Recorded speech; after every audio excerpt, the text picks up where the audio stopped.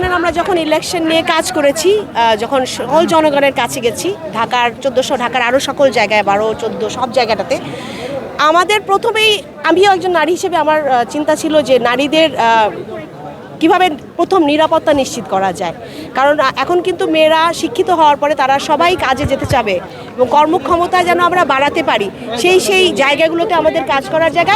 নারীদের নিরাপত্তা নিশ্চিত করার জন্য প্রত্যেকটা এলাকাতে যে একটা কমিটি গঠন করা, যারা নিরাপত্তা বাহিনীদের সাথে কানেক্টেড থাকবে এবং একটা হটলাইন সার্ভিসের মাধ্যমে ইমিডিয়েট একটা অ্যাকশন নিয়ে যাওয়া যায় সেখানে। এবং এই নিরাপত্তা নিশ্চিত করাটা আসলে একটা সামাজিক সচেতনতা বৃদ্ধি করার জন্য একটা কাউন্সিল করা হবে, এগুলো আমাদের পরিকল্পনাতে আছে। এবং নারীদেরকে কর্মক্ষম করার জন্য প্রশিক্ষণের ব্যবস্থা করা, বিভিন্ন সরকারি বেসরকারি যে সমস্ত জায়গাগুলোতে কাজের সুযোগ রয়েছে এগুলো আমাদের মাধ্যমে যেন তাদের কাছে পৌঁছে দেওয়া যায়, সেই জায়গাগুলোতে আমরা কাজ করে যাব।